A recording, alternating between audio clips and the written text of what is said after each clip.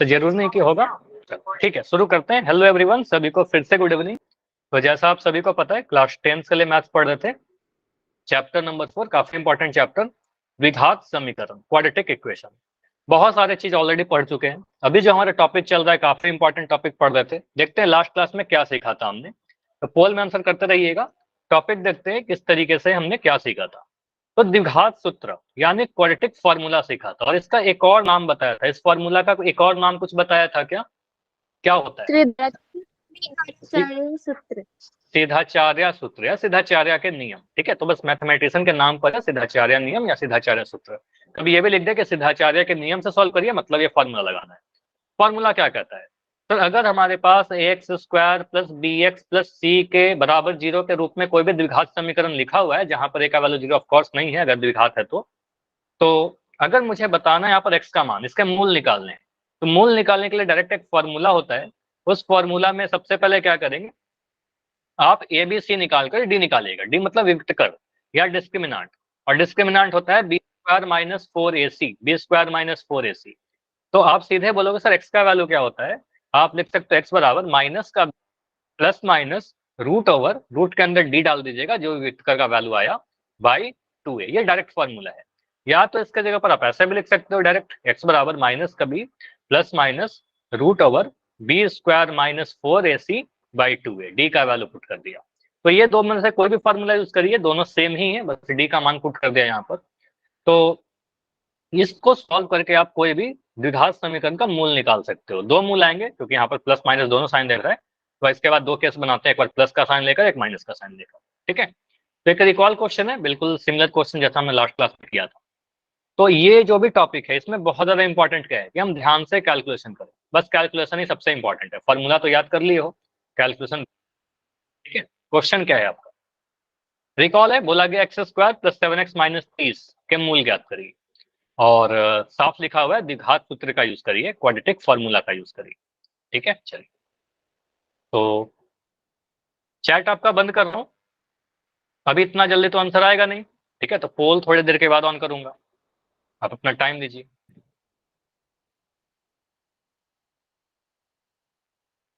Solve करिए, question में लिख दे रहा हूँ, इक्वेशन में लिख दे रहा हूँ। यहां लिखा क्या गया है, x power 2 plus 7x minus का 30 बराबर 0। आप देखिए ए क्या है, बी क्या है, सी क्या है। तब ये निकालना, अब इसमें निकालेंगे तो दिख रहा है एबीसी, एबीसी का वैल्यू लिख दीजिए, और एबीसी निकल जाएगा तो फिर डी लिख दीजिए विविध कर, और फिर डी निकाल फॉर्मूला में मान पुट कर दीजिए एक्स का वैल्यू। तो देखिए ए होगा, बी होगा, सी होगा या डी होगा।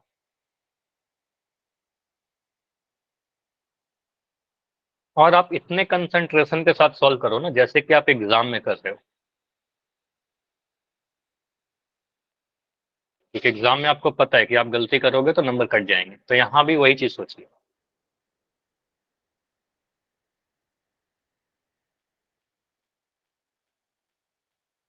ठीक है, अभी बिल्कुल मैं बैठा हूं, आराम से करो आप।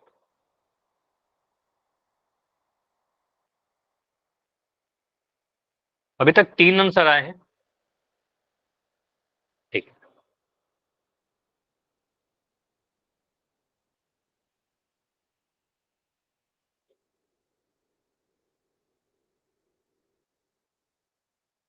चिन्ह का ध्यान दीजिएगा। देखो प्लस माइनस में थोड़ा थोड़ा गलती से आपका आंसर बदल जाता है। ठीक है, और फिर आपका एग्जाम में गलती होगा अगर आप इस तरीके से साइन को ध्यान से नहीं देखोगे। चिन्ह को हमेशा ध्यान से देखिए कैलकुलेशन करते समय। तो ऑप्शन में बहुत ज्यादा क्लोज आपको जानबूझ के कंफ्यूज करके दिया जाता है। ठीक है, या कई बार तो ऑप्शन भी नहीं रहेगा, है ना, 2-3 नंबर में ऑप्शन भी नहीं रहेगा। ठीक है,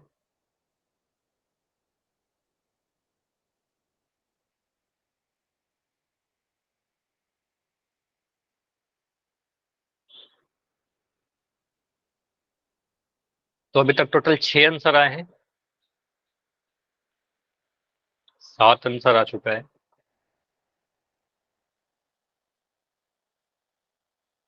फॉर्मूला याद है ना सभी को, एक्स बराबर minus b plus minus root D by 2a। ठीक है, जो लास्ट क्लास में यूज किया है हमने। ठीक है, 9 आंसर आए, क्लास में भी 27 बच्चे हैं। ठीक है,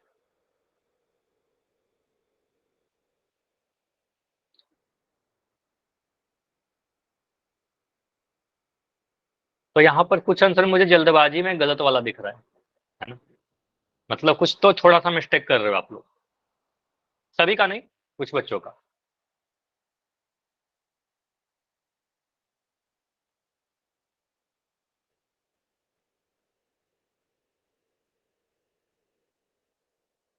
तीस सेकंड और रुकेंगे, 30 सेकंड आंसर कीजिए। अभी टाइम है 30 सेकंड, आराम से करो, 30 सेकंड ही बहुत होते हैं।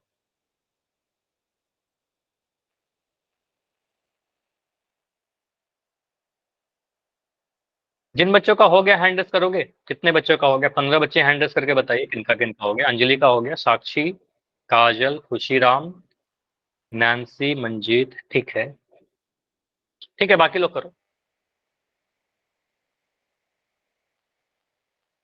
हैंड रेस ही रखना, ठीक है, जितने बच्चों का हो गया हैंड रेस रखो, ठीक है, बहुत सारे बच्चे अभी किए हैं, ठीक है। ओके,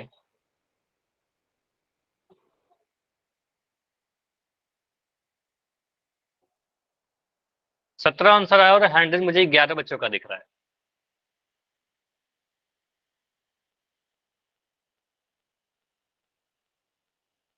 20 सेकंड और 20 सेकंड और, ठीक है, नाइस। अभी लास्ट में जो देखो यहाँ पर क्या हुआ है, स्टार्टिंग में कुछ आंसर आए थे वो गलत वाले, अभी जो आंसर आया ना लास्ट में वो सही वाले आंसर आ रहे हैं। क्यों ऐसा हुआ? क्योंकि आपने जल्दबाजी में आंसर किया। तो ये जल्दबाजी एग्जाम में मत करिएगा, यहाँ तो कर दिया, एग्जाम में मत करना, ठीक है।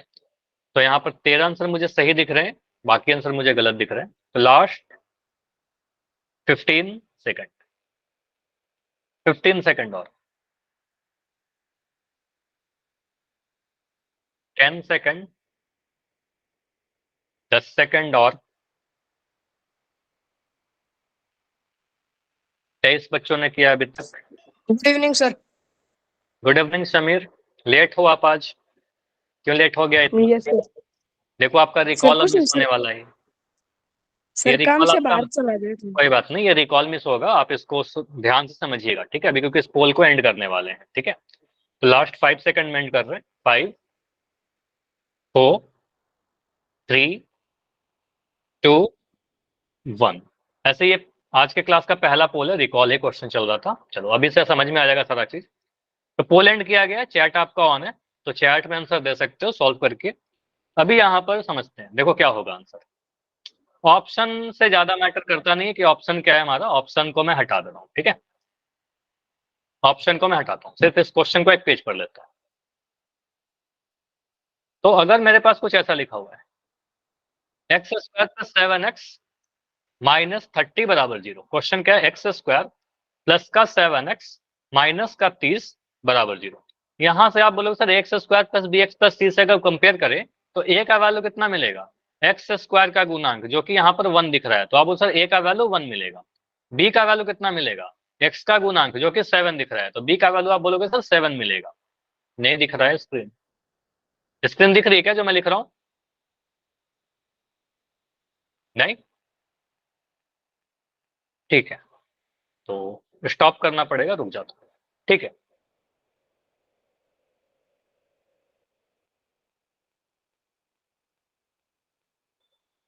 अभी दिख जाएगा, कोई सुन, ठीक है।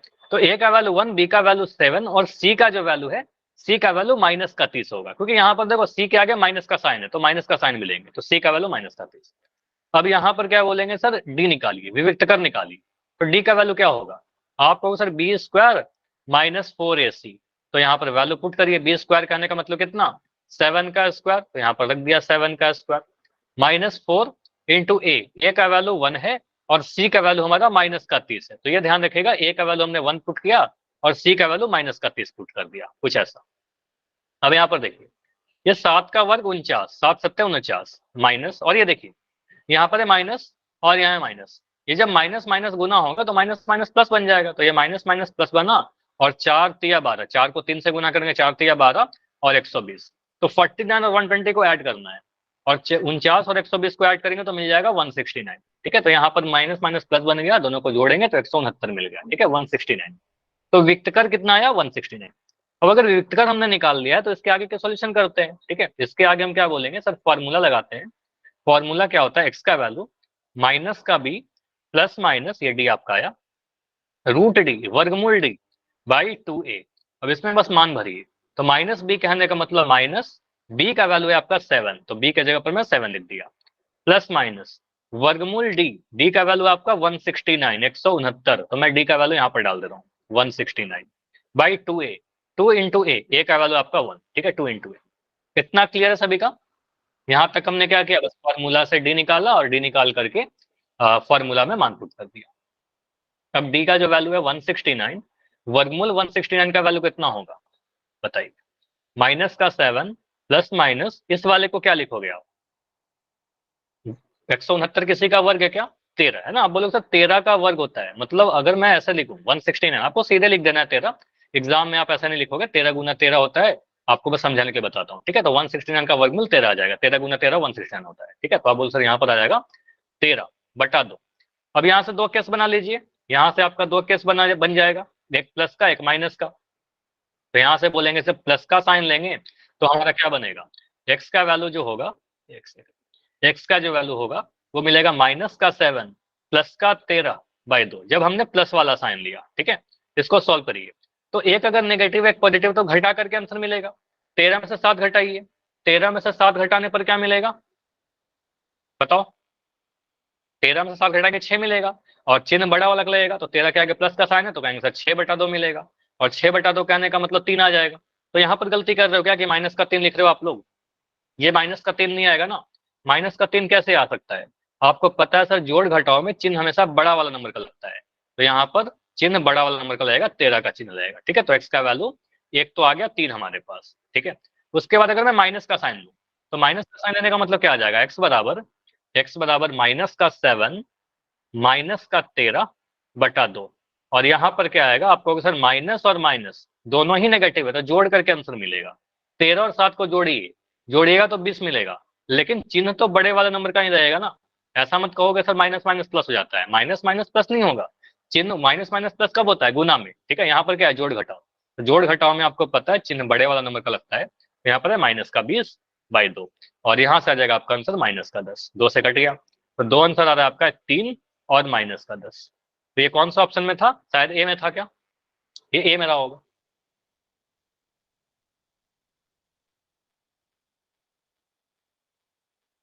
पूरा रिपीट कर दो, कहां पर डाउट है समीर? ये क्लियर है क्या? चलो आप मुझे माइक ऑन करके पहले बताओ। इसमें तो बिल्कुल भी, चलो ठीक है। सर नेटवर्क चला गया था सर, इसलिए समझ नहीं पाया। नेटवर्क चला गया, इशू। चलो ठीक है, इसको डिस्कस करते हैं, कोई इशू नहीं है। ठीक है, इसको मिटा देता हूँ और डिस्कस कर लो। देखो थोड़ा फास्ट इसको करूंगा, समझना। अगर कोई डाउट हो तो पूछना। ठीक है, बिल्कुल माइक ऑन करके पूछ लेना उसी वक्त। Okay okay sir.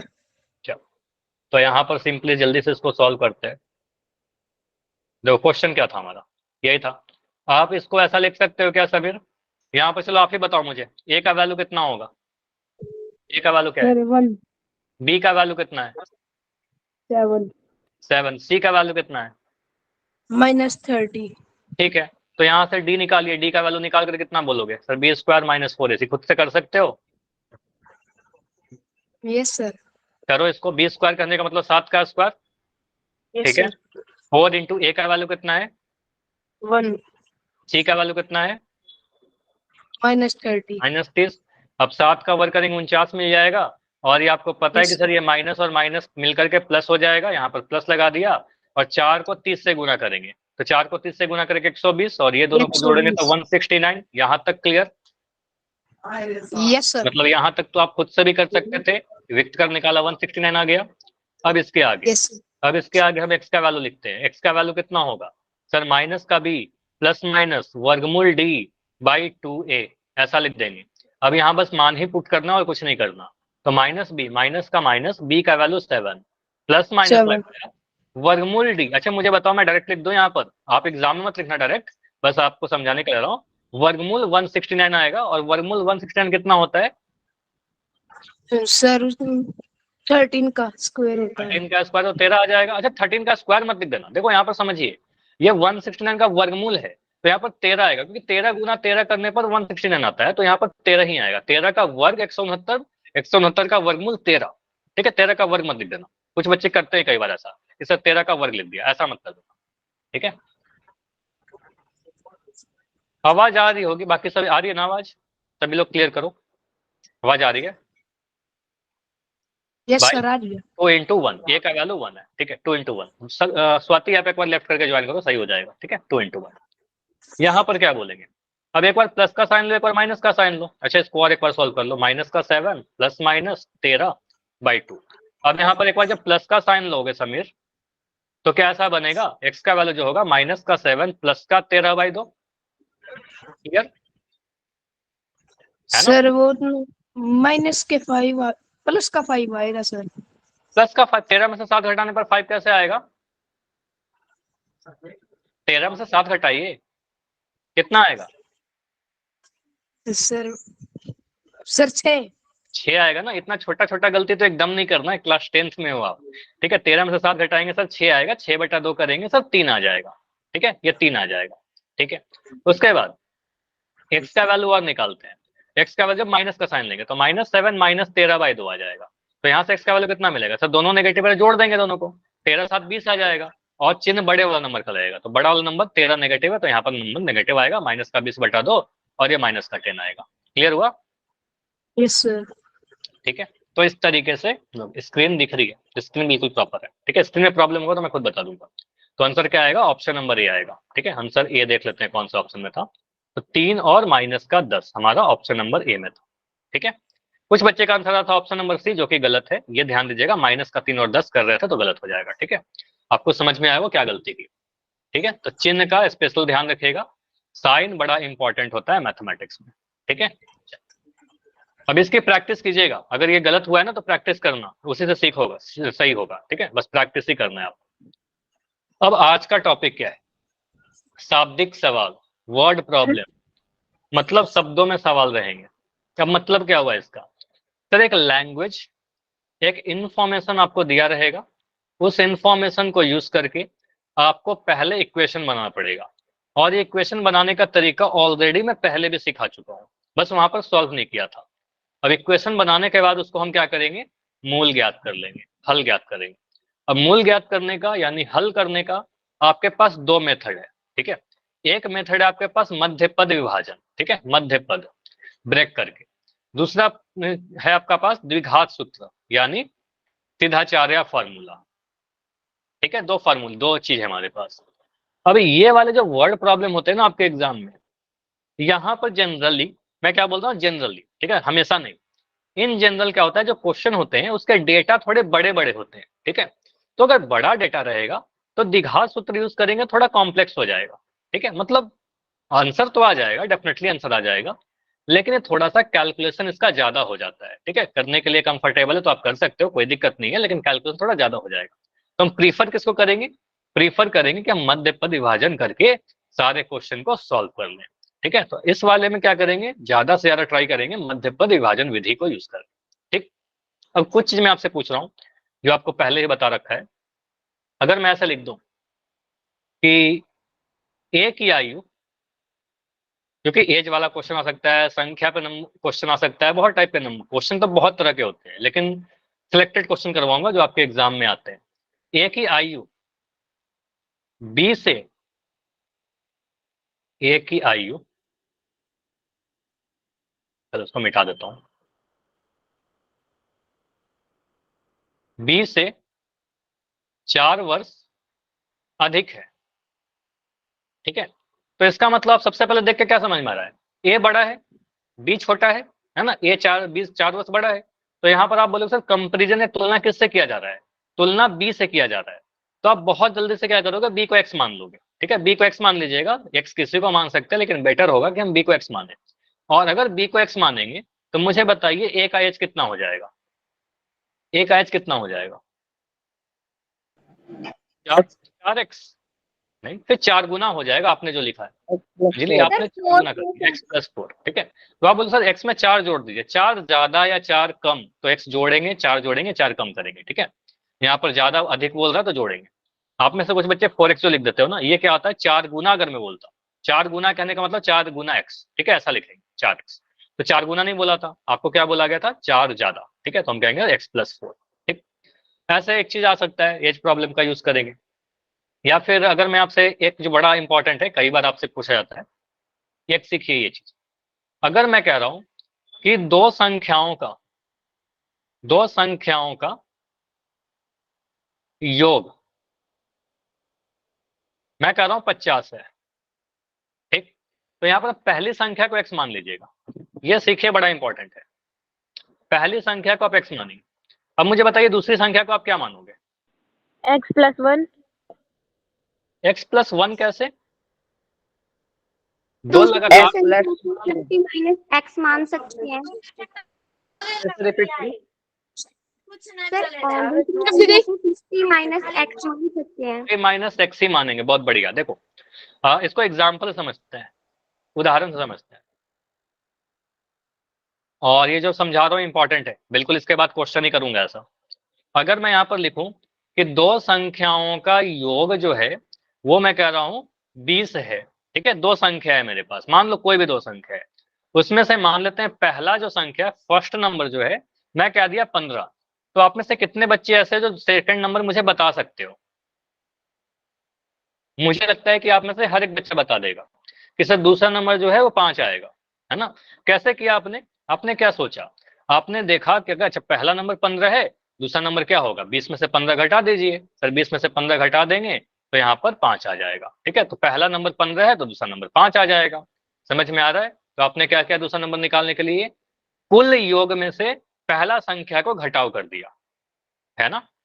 अगर मैं बोल रहा हूं कि दो संख्याओं का जो योग है, वो मैंने बोला कि दो संख्याओं का योग जो है वो 10 है, उसमें से पहली संख्या जो है अगर मैं कह रहा हूं कि 8 है, सेकंड नंबर क्या रहेगा बताओ? दो। कैसे निकाला? अगर ठीक है 2 आ गया, लेकिन प्रोसेस क्या सोचा, क्या आपने? सर घटाकर घटा दिया। योग में से, पूरे योग में से, ये समझिएगा, योग में से पहले संख्या को घटा दिया। 10 में से 8 घटाया, ऐसा यहां से 2 आ गया। ऐसा तो नहीं किया ना कि 8 में से 10 घटा दिया, ऐसा नहीं किया ना, ठीक है। तो आप क्या बोलोगे? सर पूरे योग में से पहली संख्या को घटाएंगे, दूसरी संख्या आ जाएगी, ठीक है। तो यहां से कंसेप्ट निकल के आ रहा है जो आपको समझ के रखना है, ये बहुत ज्यादा आपको याद नहीं करना है, ठीक है, आपके दिमाग में बस स्टोर हो जाना चाहिए, ठीक है। तो आप बोलोगे सर सेकंड नंबर जो मिलेगा हमारे पास, सेकंड नंबर जो सेकंड संख्या आएगी अगर योग वाला क्वेश्चन आएगा, तो आप बोलोगे सर योग में से पहली संख्या घटा देंगे, ठीक है, पहली संख्या घटा देंगे। ये चीज समझ में आया? ये कंसेप्ट समझ में आया? अब इस चीज को यूज करें अगले क्वेश्चन में। Yes sir. ठीक है, चलो अब देखो क्वेश्चन कैसे पूछा जाता है आपसे।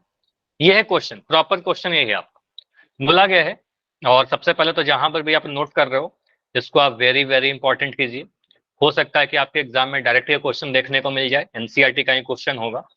बोला गया है यदि ऐसी दो संख्याएं ज्ञात करिए जिनका योग 27 है और जिनका गुणनफल 182 है।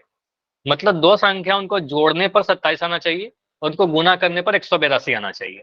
संख्याएं कैसी है इनके बारे में कुछ नहीं दिया गया है, ठीक है, सिंपली बस कोई भी दो संख्या हो सकती है। तो योग मतलब जोड़ना और गुणनफल मतलब गुना करना, ठीक है। चलो तो यहाँ पर आप सबसे पहले देखिएगा सर योग कितना है, योग है 27, ठीक है, योग है 27 हमारा। पहली संख्या को आप x मान लीजिए।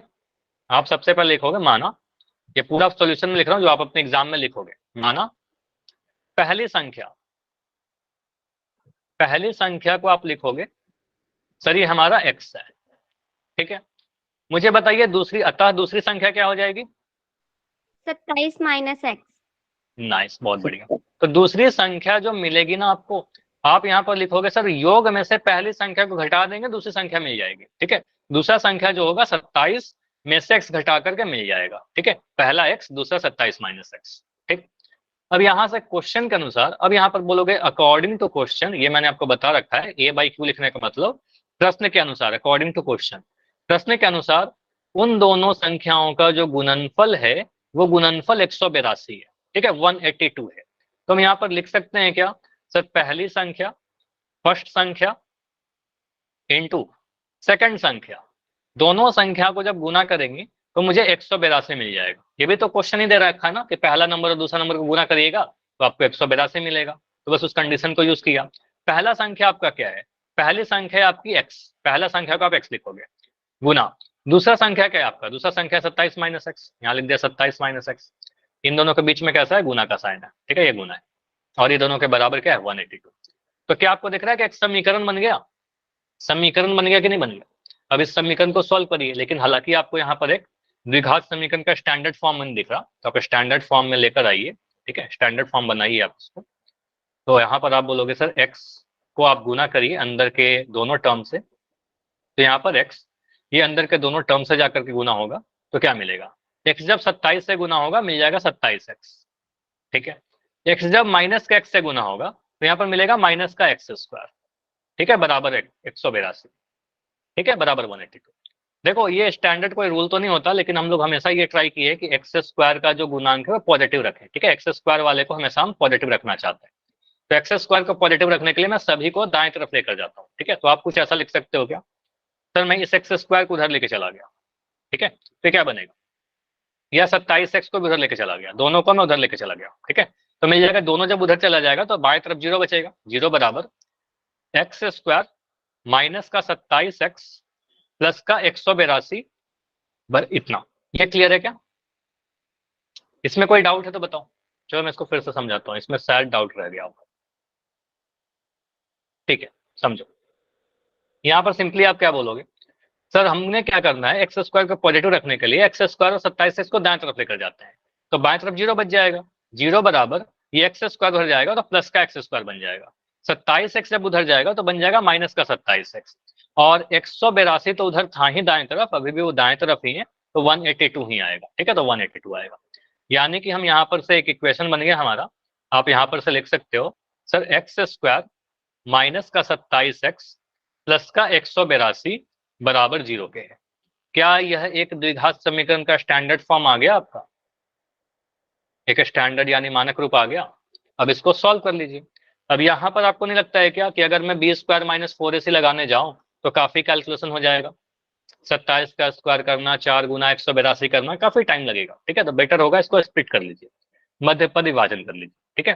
तो 182 को आप ब्रेक करिए, सोचिए 182 कैसे ब्रेक होगा कि जिनको जोड़ करके 27 आ जाए, बताओ कैसे होगा। 13 और 14 का सर 13 और 14। 13 और 14, 182 को ऐसे तोड़ना है कि उनको गुना करके 182 मिल जाए और जोड़ करके 27 मिल जाए, बीच वाला टर्म।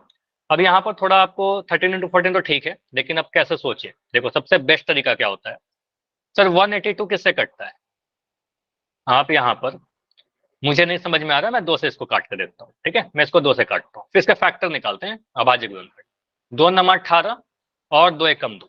अब 91 में देखकर आपको याद आना चाहिए कि सर 13 सत्ते 91 होता है, तो 13 से काटा, 13 सत्ते 91। अब यहाँ पर 3 फैक्टर आपको मिल गए, हम लिख सकते हैं सर 182 बराबर 2 इंटू 13 इंटू 7, ऐसा लिख सकते हैं, 182 बराबर 2 गुना 13 गुना 7। अब यहाँ से समझिए, आपको 3 नंबर नहीं चाहिए थे, आपको 2 नंबर चाहिए थे। अब इनका जोड़ा बनाइए। आप सोचोगे सर अगर मैं 2 और 7 लिख दूं, 2 और 7 को एक साथ लिख, तो इसको ऐसे भी तो लिख सकते हैं, 7 दूनी 14, 14 गुना 13, ऐसा भी लिखेंगे तो 182 आएगा। अब 14 और 13 को जोड़ कर देखिए, तो 14 और 13 को जोड़ेंगे 27 आ जाएगा, तो 27 को लिख सकते हैं क्या 14 प्लस 13, बताओ। अब समझ में आया कि 27 को हम लिख सकते हैं सर 14 प्लस 13, और 14 गुना 13 करेंगे तो 182 आ जाएगा। तो यहाँ के आगे आप लिखिए एक्स स्क्वायर, ये माइनस का साइन जो है माइनस का साइन ही लगा दिया, 27 को बस मैंने लिखा 14 प्लस 13, ठीक है, इंटू एक्स प्लस का 182, ठीक है, बराबर 0। अब इसके बाद क्या बोलोगे, इसके बाद एक्स स्क्वायर, ये जो एक्स है अंदर के दोनों टर्म से गुना होगा, तो एक्स बनेगा 14x, और यहाँ पर माइनस का साइन है तो ये बन जाएगा माइनस का 14x, साइन चेंज करते रहेगा ये माइनस वाला, ब्रैकेट जब ओपन करेंगे 13x मिला, प्लस का 13x मिला, लेकिन माइनस का साइन है तो बन जाएगा माइनस का 13x, ठीक है, माइनस का 13x प्लस का 182, ठीक है, प्लस का 182 बराबर का 0, ठीक। अब इसके बाद क्या करिए, आप कॉमन लीजिए पहले दो टर्म में से, पहले दो टर्म में कुछ कॉमन नहीं है, बस x कॉमन है, तो यहाँ से x कॉमन आएगा, x कॉमन लोगे तो मिलेगा सर x माइनस 14। ठीक है, ये तो बस हम सॉल्व कर रहे हैं मिडिल टर्म स्प्लिटिंग। अब यहाँ पर माइनस का साइन है तो माइनस का साइन ले लीजिए, माइनस का 13 कॉमन लीजिएगा तो यहाँ पर x बचेगा, माइनस माइनस कॉमन लिया साइन चेंज कर जाएगा। अब 182 क्या है आपको पता सर, 182 जो है वो 13 गुना 14 है, इसमें से 13 आपने अगर कॉमन ले लिया तो 14 बचेगा, तो 182 में से अगर आपने 13 कॉमन लिया तो यहाँ पर 14 बच जाएगा। ठीक है, बराबर 0। ठीक है, तो 182 क्या है इसको समझिएगा 13 गुना 14। ठीक है, 13 कॉमन लिया 14 बच गया। अब यहाँ पर दो ब्रैकेट आपको सेम दिख रहे होंगे, x माइनस 14 यहाँ भी, x माइनस 14 यहाँ भी है, तो x माइनस 14 को कॉमन लीजिए, x माइनस 14 को आप कॉमन लीजिए तो आपको बच जाएगा x माइनस 13। ठीक है, x माइनस 13 बराबर 0। अब यहाँ से आपको दिख जाएगा सर दो फैक्टर दिख गए हमारे पास, दो गुणनखंड दिख गए, तो बारी बारी से लिख देंगे सर x माइनस 14 जो होगा ये 0 के बराबर होगा, या फिर x माइनस 13 जो होगा ये 0 के बराबर होगा। यहाँ से आपको मिलेगा सर x बराबर 14 और यहाँ से मिलेगा x बराबर 13। और आप में से काफी बच्चे ऐसे होंगे जो यहीं पर आंसर कर दिए होंगे, है ना, किया है कि नहीं किया है? आप में से काफी सारे बच्चे ऐसे होंगे जो यहाँ पर आंसर कर दिया होगा, किया है, यस और नो? और आपने बोला 14 और 13 आंसर होंगे, लेकिन ये आंसर तो ठीक है, 14 और 13 ठीक है, लेकिन यहाँ पर आंसर कंप्लीट नहीं हुआ है। ठीक है, ये कंप्लीट नहीं हुआ है, समझिएगा यहाँ पर और चीज क्या बचता है। देखो x क्या है आपका, x तो पहला संख्या था ना, याद करो आपने x किसको माना था, x आपने माना था पहला संख्या को।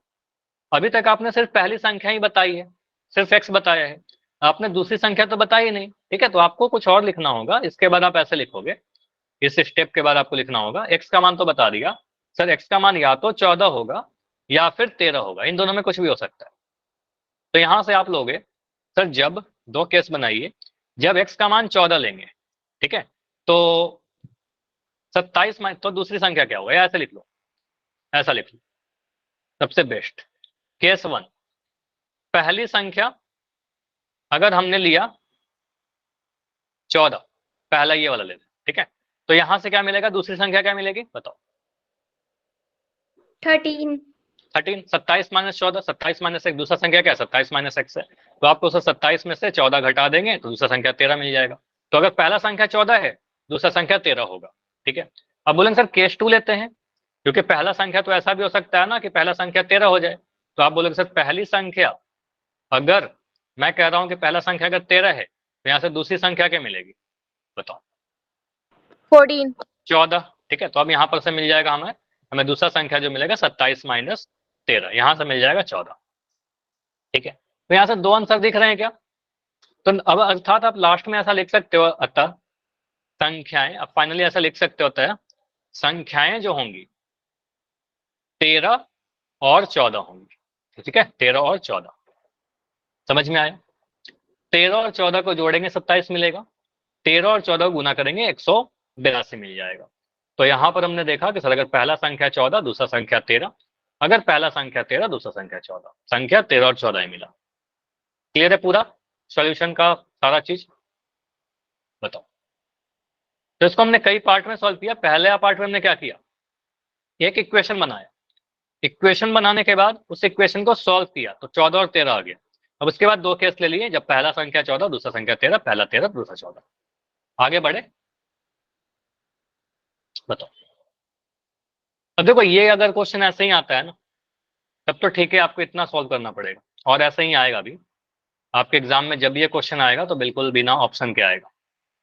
लेकिन अगर कई बार होता है कि हमारे पास ऐसे क्वेश्चन ऑप्शन के साथ आ गए, ये समझो, अगर मैं इसी क्वेश्चन में कुछ ऑप्शन दे दूं ABCD, फिर आप बहुत जल्दी से आंसर कर दोगे। मान लो अगर ये क्वेश्चन 1 नंबर में आता है, ऐसे आना नहीं चाहिए लेकिन हो सकता है कभी आ जाए 1 नंबर में, तो बहुत जल्दी से ऑप्शन के थ्रू आंसर कर सकते हो। जैसे कि यहाँ पर अगर मैं ऑप्शन ऐसे लिख दूं, एक संख्या लिख दिया 20 और एक लिखा 7, एक लिखा 13 और एक 14, एक लिखा मैंने 91 और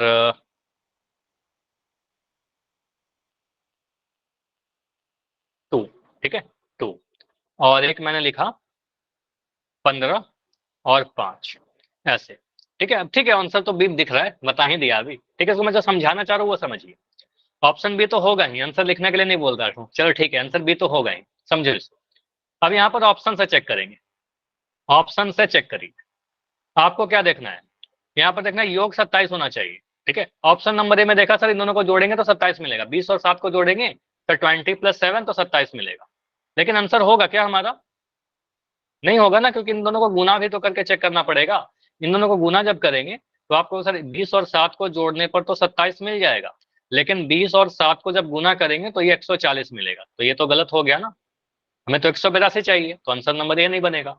ऑप्शन नंबर बी को देखिए, 13 और 14 का जब जोड़ेंगे तो 13 14 को जोड़ने पर कितना मिल रहा है? इनको जोड़ने पर 27 मिल रहा है, और 13 और 14 को गुना करके चेक करिए तो 182 मिल जाएगा, ठीक है। तो आपको सर यही बिल्कुल सही है, जोड़ने पर 27 मिला और गुना करने पर 182 मिल रहा है, तो दोनों कंडीशन हमारा सेटिस्फाई कर रहा है, ऑप्शन नंबर बी होगा।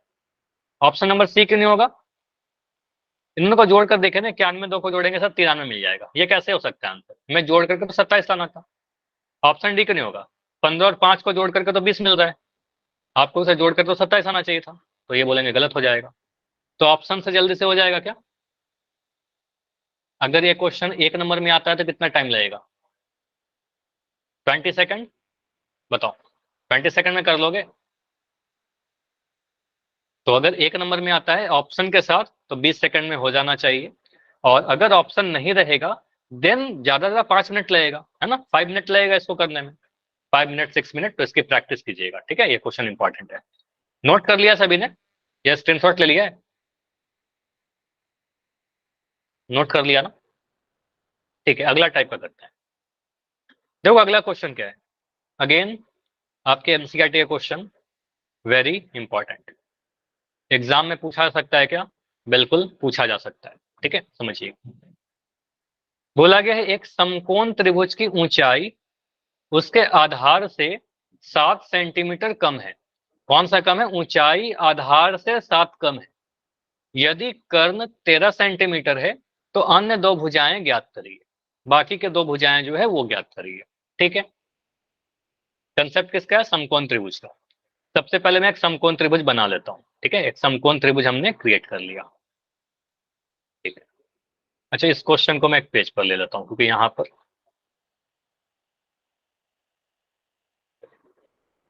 ठीक है। तो एक समकोण त्रिभुज मैंने बना लिया, इसका नाम भी दे दो, इसका नाम दे दो एबीसी, एबीसी। अब इसको समकोण त्रिभुज में यहाँ पर 90 डिग्री बनेगा, एंगल बी पे 90 डिग्री है ये वाला कोण। अब मुझे बताइए समकोण त्रिभुज में 90 डिग्री के सामने वाले जो साइड होता है, जो सामने जो भुजा होता है, इसका कोई स्पेशल नाम है क्या? सर कर्ण। कर्ण, इसको ही हम कर्ण कहते हैं। और क्वेश्चन में कर्ण का कुछ मान दिया गया है क्या? 13 सेंटीमीटर। यदि कर्ण 13 सेंटीमीटर हो, इसका मतलब क्लियर है कि सर कर्ण का मान तो 13 सेंटीमीटर दे रखा है, फिगर में लिख दिया मैंने। उसके बाद आप बोल दो सर समकोण त्रिभुज की ऊंचाई उसके आधार से 7 सेंटीमीटर कम है, तो आधार को आप एक्स मान लीजिए, किसी को भी आधार ले सकते हैं, लेकिन इन जनरल मैं नीचे वाले को आधार लेता हूं अभी के लिए, ठीक है। तो मैं कह रहा हूं बीसी को हम क्या कर रहे हैं? आधार मान ले रहे हैं, ठीक है। बीसी को हम लोग क्या कर रहे हैं? आधार मान रहे हैं, ठीक है। तो बीसी को हमने आधार माना, तो यहाँ पर हमने लिख लिया एक्स। अब अगर बीसी एक्स है तो इसकी ऊंचाई जो कि ए बी है, ऊंचाई कितना रहेगा? x -7। तो यहाँ पर आप बोलोगे सर जो ए सी आएगा आपका ये वाला साइड, इसको आप लिख दीजिए x-7, क्योंकि ऊंचाई हमारा आधार से 7 सेंटीमीटर कम है। मैं फिगर में ही सारी चीज लिख दे रहा हूँ पहले, और उसके बाद सारी चीज लिख भी दूंगा, ठीक है। तो यहाँ पर आएगा x-7, ठीक है, जो ऊंचाई है हमारा। इसके बाद आप क्या लिखिएगा यहाँ पर? देखो आपको ये भी लिखना होगा एग्जाम में जब भी ऐसा क्वेश्चन है, तो हम यहाँ पर लिख रहे हैं माना। क्या माना? आधार को, आधार जो हमारा बीसी है इस फिगर के लिए, बीसी जो है उसको एक्स मान लिया, ठीक है, बीसी बराबर एक्स। तो ऊंचाई जो होगा हमारा, ऊंचाई जिसको हम लोग क्या कह रहे हैं? ए बी कह रहे हैं, ए बी को हमने मान लिया x-7, क्योंकि 7 सेंटीमीटर कम बोला गया है, ठीक है, 7 सेंटीमीटर कम बोला गया। अब सॉल्व करने के लिए हमें एक इक्वेशन बनाना पड़ेगा, जब तक इक्वेशन नहीं बनेगा हम सॉल्व कैसे करेंगे? इक्वेशन कहाँ से बनाए? तो इक्वेशन बनाने के लिए आपको कुछ याद आ रहा है क्या? कैसे इक्वेशन बनाएंगे, क्या चीज यूज करेंगे, बताओ। सर पाइथागोरस पाइथागोरस प्रमेय यूज करेंगे, बहुत बढ़िया। देखो एक बार पाइथागोरस प्रमेय याद दिलाता हूँ। कोई भी अगर हमारे पास राइट एंगल ट्राइंगल है या फिर 90 डिग्री वाला समकोण त्रिभुज है, तो समकोण त्रिभुज में 90 डिग्री के सामने वाले को हम लोग क्या कहते हैं, सामने वाले को हम लोग कर्ण कहते हैं, ठीक है, जिसको आप लोग हाइपोटेन्यूज से रिप्रेजेंट करते हो, ठीक है। नीचे वाले को हम लोग जनरली आधार कह देते हैं, ऐसा कोई फिक्स नहीं, ट्रिगोनोमेट्री पढ़ाऊंगा तो और डिटेल में बताऊंगा, अभी के लिए समझिएगा नीचे वाला आधार है। और इस वाले को ऊंचाई या फिर इसको हम लंब कहते हैं, ठीक है, लंब कह दिया, जिसको आप परपेंडिकुलर से लिखते थे और इसको बेस से लिखते हो, ठीक है, 9th में पढ़ा होगा। तो इसका नाम अगर मैंने दिया ABC, तो एक थ्योरम आपका है पाइथागोरस प्रमेय, पाइथागोरस का नियम, पाइथागोरस प्रमेय यही कहता है सर, लंब स्क्वायर, लंब का वर्ग प्लस आधार का वर्ग बराबर कर्ण का वर्ग, ठीक है, कर्ण का वर्ग। मतलब हम लंब किसको कह रहे हैं, लंब कह रहे हैं ऊंचाई को, लंब कहने का मतलब ऊंचाई, ये भी ध्यान रखिएगा, लंब ही ऊंचाई होता है आपका, ठीक है। तो आप कह सकते हो सर लंब जो है वो आप लिख दोगे सर AB का वर्ग प्लस BC का वर्ग बराबर AC का वर्ग। तो ये लिख सकते हैं क्या पाइथागोरस के अकॉर्डिंग, ये समझ में आ रहा है। तो हमने क्या यूज किया sir, perpendicular square plus base square बराबर हाइपोटेन्यूज स्क्वायर, ठीक है, ये यूज किया, इसको नोट कर लीजिएगा। तो यही चीज मैं पीछे भी लिख रहा हूँ अपना सोल्यूशन में। तो आप क्या बोलोगे सर, इस फिगर को देखें अगर ध्यान से, तो यहाँ पर मुझे राइट एंगल ट्रायंगल तो दिख ही रहा है, और यहाँ पर आप लिख दीजिएगा त्रिभुज ABC में, क्योंकि ये 4 नंबर में आएगा, ये क्वेश्चन आएगा तो, ठीक है, 4 या 5 नंबर में, तो लिखने का तरीका भी देखिएगा, सारा चीज ऐसे लिखिएगा। त्रिभुज ABC में, लैंग्वेज चेंज कर सकते हो थोड़ा बहुत, त्रिभुज ABC में आपको पता है कि एंगल B जो है 90 डिग्री के बराबर है, मतलब समकोण त्रिभुज है। तो यहाँ पर पाइथागोरस प्रमेय लगा सकते हैं, हम कह सकते हैं सर लंब स्क्वायर, लंब का स्क्वायर प्लस आधार का स्क्वायर बराबर कर्ण के स्क्वायर के बराबर होगा। लंब जो है ऊंचाई है और वो है हमारा AB, तो मैं लिख देता हूं AB का स्क्वायर, AB का वर्ग प्लस आधार क्या है हमारा BC, यहाँ लिख दीजिएगा सर BC का वर्ग बराबर कर्ण क्या है हमारा, कर्ण है हमारा AC का वर्ग। ये हमने इक्वेशन बना दिया। अब यहाँ पर मान भरिए, ठीक है, मान भरेंगे। तो AB का वर्ग कितना है, AB आपका आधार है, अच्छा AB अब आपका लंब है, ऊंचाई है, तो यहाँ पर लिख दोगे AB क्या है सर x-7, ठीक है, यहाँ लिखोगे सर x-7 का वर्ग प्लस BC कितना है आपका, BC का वर्ग, BC आपका x है, ठीक है, तो यहाँ लिखोगे सर x का वर्ग बराबर AC का वर्ग, AC कितना है 13, ठीक है, AC आपका 13 है, यहाँ लिख दीजिएगा सर 13 का वर्ग, बस मान भर दिया। यहाँ तक क्लियर है क्या, पहले इतना बताओ, इज इट क्लियर इतना, यहाँ तक हर चीज। अब इसमें अगर इतना कर लिया ना, इसके आगे कुछ नहीं है, बस कैलकुलेशन है, ध्यान से करना, ठीक है, बाकी कंसेप्ट इतना ही था, ठीक है, इसके आगे का जो चीज है बस हमें सॉल्व करते जाना है। आप यहाँ पर फॉर्मूला लगाइए, A-B का होल स्क्वायर लगाना होगा आपको, तो ये आपको पता सर A का वर्ग, पहले वाला का वर्ग, फिर प्लस का B स्क्वायर माइनस का 2AB, ठीक है, इसको एक्सपैंड करिए तो x का वर्ग आ जाएगा, फिर प्लस का 7 का वर्ग आ जाएगा, माइनस का 2AB, minus 2 into x into 7, तो ये मैंने क्या किया A-B का होल स्क्वायर लिखा, फिर प्लस का x स्क्वायर, ये वाला टर्म, ठीक है, प्लस का x स्क्वायर बराबर 169, 13 का वर्ग किया तो 169 मिलेगा, 13 को 13 से गुना किया, 13 इंटू 13 किया तो 169 मिलेगा। तो ये कैसे मुझे पता चल गया, क्योंकि याद है, ठीक है, तो 20 तक के वर्ग याद रखने हैं आपको, ठीक है। इसके आगे करते हैं, यहां से आपको मिलेगा सर x का वर्ग प्लस 7 का वर्ग 49 माइनस 7 दूनी 14x, 7 को 2 से गुना करेंगे 14 और x प्लस का x स्क्वायर, ठीक है, प्लस का x स्क्वायर बराबर 169, ठीक है, बराबर 169, ठीक है। अब इसके आगे यहाँ पर जो एक जैसे टर्म है एक साथ लिखिए, तो अब मैं ऐसा लिख सकता हूँ क्या सर, ये वाला जो एक्स स्क्वायर है इस एक्स स्क्वायर से ऐड होगा, या एक साथ लिख के ऐड करूँ, बताओ, डायरेक्ट लिखते हैं x square plus x square 2x square होगा, है ना, ये दोनों एक्स स्क्वायर ऐड हो जाएंगे तो मिल जाएगा 2x स्क्वायर।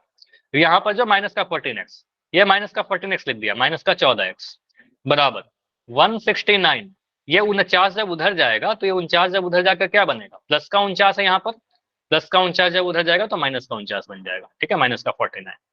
तो यहाँ से आपका मिल रहा था 2x स्क्वायर माइनस का 14x बराबर 169 में से 49 घटाएंगे तो 120 मिल जाएगा, ठीक है, 120 मिल गया। अब यहाँ से आप क्या लिख सकते हो सर, 2x स्क्वायर माइनस का 14x माइनस का 120 बराबर 0। तो ये क्या स्टैंडर्ड फॉर्म में हमने समीकरण लिख दिया, मानक रूप में लिख दिया, है ना। अब आप क्या करना है आपको, अब आपको क्या करना है, यहाँ पर 2 सभी जगह कॉमन दिख रहा है, यहाँ भी 2 है, 14 में भी 2 छुपा हुआ है 2 इंटू 7, और 120 में भी 2 छुपा हुआ है, 120 2 इंटू 60 होता है, ठीक है। तो आप लिख सकते हो 2x स्क्वायर में भी 2 है 14 में 2 इंटू 7 है और 120 लिखने का मतलब आपको पता था 2 इंटू 60 है, तो 2 कॉमन ले लीजिए, कॉमन लोगे नंबर छोटा हो जाएगा, आसान पड़ेगा हमें कैलकुलेशन करना।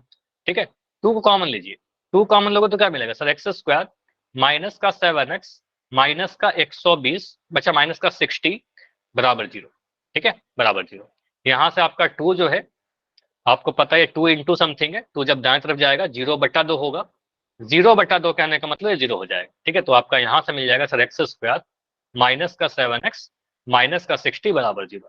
ये 2 कहाँ गया, 2 0/2 हो गया, जो 2 जो है ना ये वाला 2, ये 2 0 से जाकर भाग हो गया, तो 0/2 2 0/2 0 हो जाएगा। ठीक है, तो आपका मिल गया x square minus 7x minus 60 बराबर 0।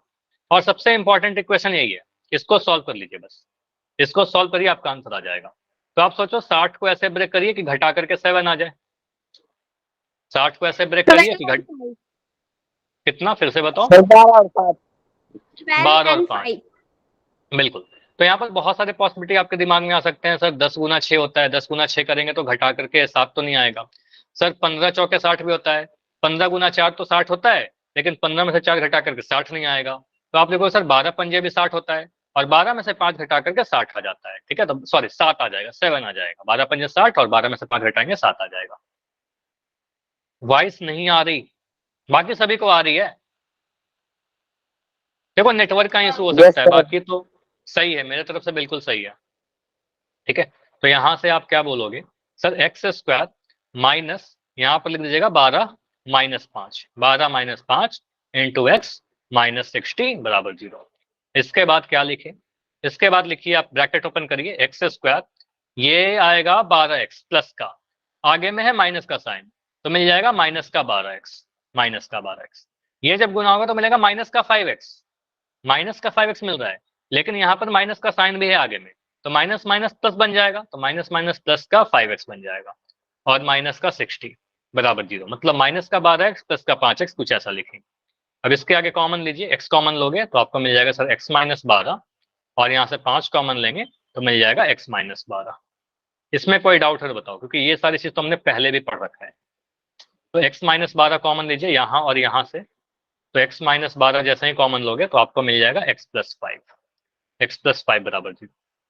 यहाँ से 2 वैल्यू आ रहा है, यहाँ से 2 वैल्यू, अच्छा ये माइनस का 12 है, ठीक है, यहाँ पर ये माइनस का 12 है। अब समझिए 2 वैल्यू आपका आएगा सर, x माइनस 12 0 के बराबर होगा, या फिर x का वैल्यू माइनस का 5 होगा। ठीक है, इन दोनों में देखो दोनों आंसर हो सकता है क्या, x बराबर माइनस 5 हो सकता है क्या, बताओ। No sir. किसी भी त्रिभुज का आधार नेगेटिव कैसे हो सकता है, तो आप कहोगे सर ये पॉसिबल नहीं है। ठीक है, तो आप बोलना सर ये नेगेटिव आ गया, ये नहीं हो सकता, ऐसे लिख देना अपने एग्जाम में, ये नहीं हो सकता, पॉसिबल नॉट पॉसिबल, अगर इंग्लिश मीडियम के बच्चे हो तो नहीं हो सकता, ये पॉसिबल नहीं है। ठीक है, तो इसको रिजेक्ट कर देंगे, -5 हो ही नहीं सकता हमारा आंसर, क्योंकि किसी भी त्रिभुज का जो आधार है ये तो लंबाई है ना कुछ। ठीक है, जब पॉजिटिव आएगा नेगेटिव कैसे आ सकता है, तो आपका बोलोगे सर हमें सॉल्व करने पे भले ही नेगेटिव आ रहा है लेकिन ये पॉसिबल नहीं है, तो आप बोलोगे सर यहाँ पर हम क्या लेंगे, एक्स का जो वैल्यू आएगा यहाँ से आप कहोगे सर यहाँ पर 12 आएगा। ठीक है, एक्स का वैल्यू यहाँ से 12 आ जाएगा। ठीक है, तो एक्स का वैल्यू 12 मिल रहा है, एक्स 12 मिलने का मतलब क्या हुआ, आपका आधार 12 मिल गया। तो आपने क्या लिया था एक्स, फिगर को देखिए, फिगर में आपने आधार एक्स लिया था। ठीक है, आपने आधार जो है एक्स लिया था, सॉरी, तो यहां से आपने आधार एक्स लिया था, तो आप कह सकते हो आधार हमारा 5 मिल गया। अगर आधार 5 है तो ऊंचाई निकाल दीजिए। अच्छा 12 मिला था ना, 12 मिला था, ठीक है, तो आप बोलो सर यहाँ पर 12 मिला था, चलो इसको लिखिए, फाइनली आप लिखोगे ऐसे, सर आधार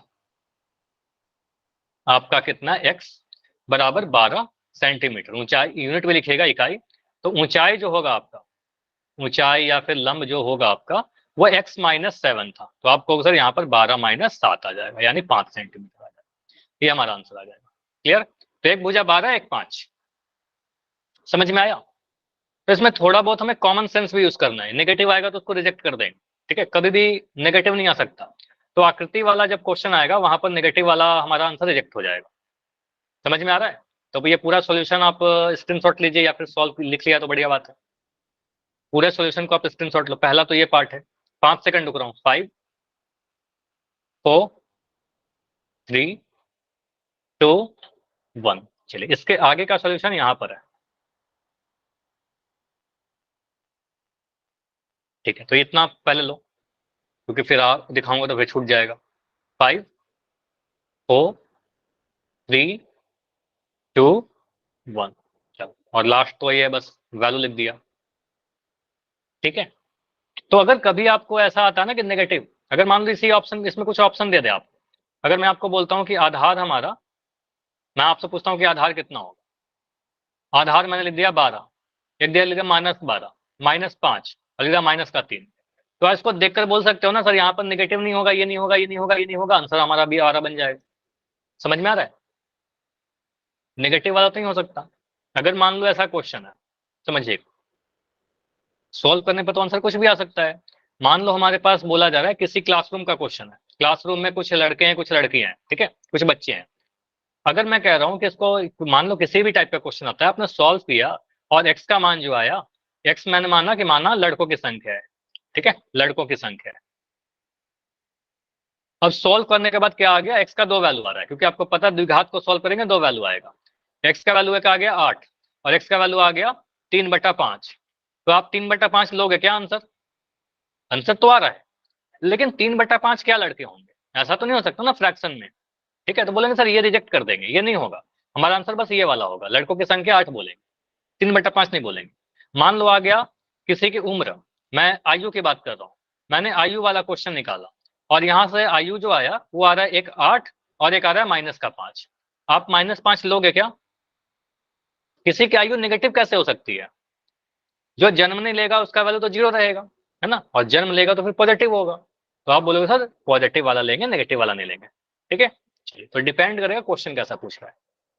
अभी एक पोल में क्वेश्चन पूछो, एक क्वेश्चन करते हैं आज, एक क्वेश्चन अगले क्लास में। ठीक है, चलो, क्वेश्चन क्या है आपका पोल के लिए? ऐसा क्वेश्चन ट्राई करो, दो संख्याओं का योग 27 है, उनका गुणनफल 50 है, तो आंसर क्या होगा? देखिए क्या होगा, सोचो।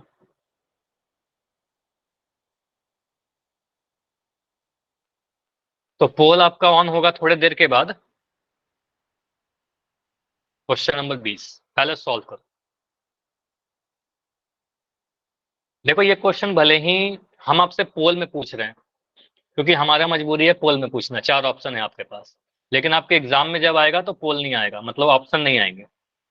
ठीक है, 3 आंसर गलत है यहाँ पर, नहीं सही है, बिल्कुल सही है, सॉरी, आप तीनों जो आंसर किया है बिल्कुल सही है।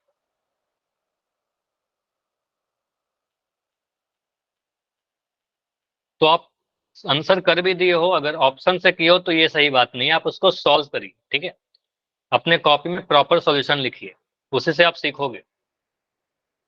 एग्जाम में ऑप्शन देगा ही नहीं आप, है ना, कुछ क्वेश्चन ऐसे होते हैं जो ऑप्शन नहीं दिए जाते, और आएगा तो 4 नंबर में आएगा या 5 नंबर में आएगा। ठीक है, इंपॉर्टेंट है,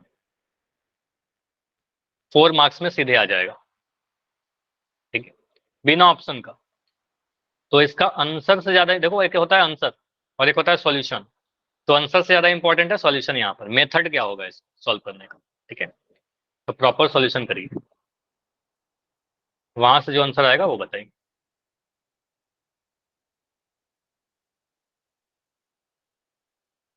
दो संख्याओं को योग 27 होना चाहिए और उनको गुना करने पर 50 मिलना चाहिए।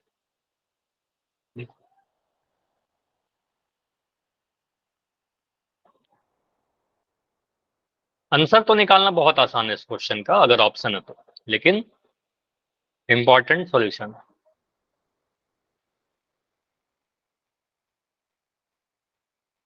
तो बैठे मत रहिए, अभी तक टोटल 15 आंसर आ चुके हैं, 15 में 13 सही है, 2 गलत है।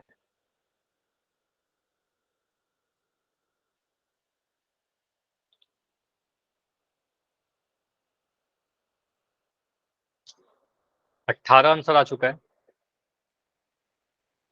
क्लास में टोटल 27 बच्चे हैं, 19 आंसर आए अभी तक, मतलब अभी 8 बच्चे और हो।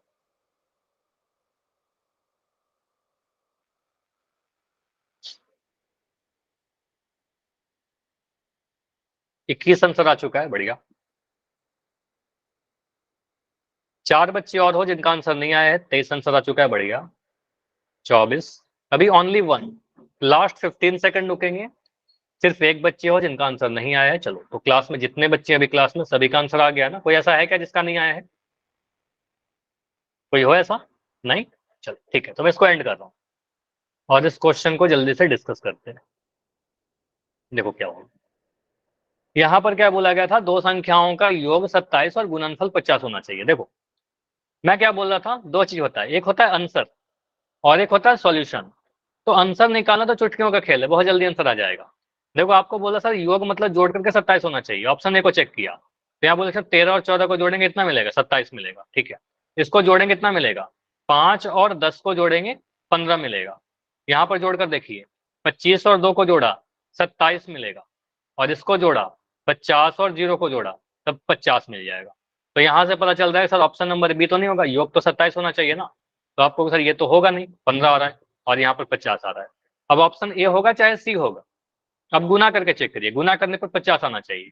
तो 13 को 14 से गुना करके जो भी आएगा, लेकिन हमें पता है कि सर 50 तो नहीं आएगा, 50 तो नहीं आएगा ना। आपको पता सर 25 में 2 से गुना करेंगे तो ये 50 आ जाएगा। ठीक है, तो आपको पता आंसर सी मिल जाएगा। ठीक है, समझ में आया सी कैसे मिला हमें, ये समझ में आया। तो ऑप्शन रहेगा तो ऐसे कर लेंगे, लेकिन क्या हमेशा ऑप्शन रहेगा? नहीं। तो यही है, इसका सॉल्यूशन देखना इंपॉर्टेंट है। आंसर तो हमने देख लिया, लेकिन इसका सॉल्यूशन क्या होगा। सॉल्यूशन देखिए, ऐसा क्वेश्चन करवाया था तो ये देखिए क्या लिखेंगे, ऐसी दो संख्याएं ज्ञात करिए जिनका योग 27 और गुणनफल 50 है। आप मानिए पहली संख्या को आप x मान लो, दूसरी संख्या क्या होगा बताओ? Sir minus x. 27 minus x. ठीक है, दूसरा संख्या क्या बनेगा हमारा? 27 माइनस एक्स। अब यहां से बोलोगे सर क्वेश्चन में क्या है, पहला संख्या गुना दूसरा संख्या, इन दोनों संख्याओं को गुना करने पर कितना मिलना चाहिए? इन दोनों को गुना करने पर 50 मिलना चाहिए। क्वेश्चन में ही बोला गया है, बस वही लिख दिया हमने। पहला संख्या आपका x है, दूसरा संख्या आपका 27 माइनस एक्स है, मैंने लिख दिया जो लिखा हुआ था, बराबर 50। इसको सॉल्व करिए, गुना करिए, बीच में गुना का साइन है। x जब गुना होगा 27 से तो मिलेगा 27x। ठीक है, x जब गुना होगा माइनस के x से तो मिलेगा माइनस का एक्स स्क्वायर बराबर 50। ठीक, अब यहां से आप क्या करिएगा, यहां से आप सभी को उधर लेकर जाइए, ये भी 27 से उधर गया, एक्स स्क्वायर भी उधर गया, तो बन जाएगा 0 बराबर एक्स स्क्वायर माइनस का 27x प्लस का 50 बराबर 0। ठीक है, कुछ ऐसा। अच्छा 0 ये नहीं लिखिए अभी के लिए, इस स्टेप के बाद लिख दीजिएगा। ठीक है, आप यहाँ से लिख दोगे तो अर्थात मत कह सकता हूँ कि ये 27। ठीक है, यहाँ से हम कह सकते हैं तो x square minus 27x plus का 50 बराबर 0। ठीक है, ऐसे। अब 50 को ऐसे तोड़ो कि जोड़ करके हमें 27 मिल जाए। तो आपको पता है सर ये तो बहुत आसान है, 25 इंटू 2 है ना, 25 गुना 2 करेंगे सर 50 मिल जाएगा, जोड़ करके हमें क्या मिलेगा, जोड़ करके 27 मिल जाएगा। तो हम यहाँ पर सीधे डायरेक्ट लिख सकते हैं इसको ऐसे, क्या एक्स स्क्वायर, मतलब ये माइनस का 27x है तो आप डायरेक्ट लिख दे, काफी बार हम लोग कर चुके हैं। क्या ऐसा लिख सकते हैं, माइनस का 25x माइनस का 2x प्लस का 50। काफी बच्चे ऐसा लिख भी रहे हो गए, अब तो क्लियर है। माइनस का 27x को लिखा, माइनस का 25 माइनस का 2। ठीक है, चलिए अब यहाँ से कॉमन लो, x कॉमन लोगे तो आपका मिल जाएगा सर x माइनस 25, और माइनस का 2 कॉमन लोगे तो आपका मिल जाएगा x माइनस 25। ठीक है, बराबर 0। यहाँ से x माइनस 25 को कॉमन लीजिए, x माइनस 25 x माइनस 25, यहाँ से जैसे ही कॉमन लोगे आपका मिल जाएगा x माइनस 2 बराबर 0। अब संख्या है तो दोनों ही हो सकते हैं आंसर। x का वैल्यू क्या आएगा सर, x का वैल्यू यहाँ से आ जाएगा, चलो ऐसे लिख भी दो। अगर आप एक स्टेप और लिखना चाहते हो, x माइनस 25 0 के बराबर होगा, या फिर x माइनस 2 0 के बराबर होगा। दोनों फैक्टर को एक एक बार 0 के बराबर लिख दिया। यहाँ से आएगा x बराबर 25 और यहाँ से आएगा x बराबर 2। अपने एग्जाम में यहाँ पर आंसर लिख दोगे क्या? नहीं लिखोगे ना, क्योंकि अभी तक तो बस पहली संख्या लिखा है, हम x निकाला है। तो यहाँ से 2 केस बन जाएगा आपका। ठीक है, और 2 केस कैसे बनेंगे, आप यहाँ कुछ ऐसा लिख देना। ठीक है, आप बोलोगे सर माना अगर पहली संख्या केस 1, क्या ऐसे लिख दीजिए, संख्याएं तो वही आएगा 25 और 2 ही आएगा, लेकिन तरीका क्या होता है, यदि पहली संख्या, या फिर चलो ऐसे लिख लो, पहली संख्या आपका 25 है तो दूसरी संख्या कितना मिलेगी, सेकंड संख्या कितना मिलेगा? आपको पता 27 है योग, 27 माइनस 25, 27 में से 25 घटाएंगे 2 मिल जाएगा। ठीक है, और अगर मैं कह रहा हूं यदि पहली संख्या को हमने 2 ले लिया, क्योंकि 2 भी ले सकते हैं क्योंकि x का मान तो दोनों आया, 2 आया, तो आपको सर यहाँ से सेकंड नंबर क्या मिलेगा, सेकंड नंबर जो मिलेगा आपको उसे 25 माइनस 2 यानी सॉरी 27 माइनस 2 यानी 25। ठीक है, तो हम कह सकते हैं संख्याएं क्या होंगी, संख्याएं जो होंगी हमारी, संख्याएं 25 तथा 2 होगी, ठीक है, यही 2 नंबर मिलेगा। और 25 और 2 जो भी ऑप्शन में था उसको आंसर कर देंगे, ठीक है। अब 25 और 2 जो भी, ये तो सॉल्यूशन हो, सॉल्यूशन इंपॉर्टेंट है, ठीक है। तो ये हुआ हमारा सॉल्यूशन प्रॉपर, तो ये हमें पता होना चाहिए। तो ये तो काफी छोटा हो गया। अभी दिख रहा है क्या इस पूरा सॉल्यूशन? इस पेज की स्क्रीनशॉट ले लीजिए, उसको थोड़ा जूम करके देखोगे सारा चीज दिख जाएगा, ठीक है। चलिए इसी पे बेस्ट एक क्वेश्चन और है, लेकिन वो अगले क्लास में करेंगे, ठीक है। एक क्वेश्चन और है वर्ड प्रॉब्लम का, वो अगले क्लास में देखेंगे, ठीक है। चलिए, तो अभी कोई डाउट है तो बताइए पहले, और क्लास रेगुलर करिएगा बिल्कुल।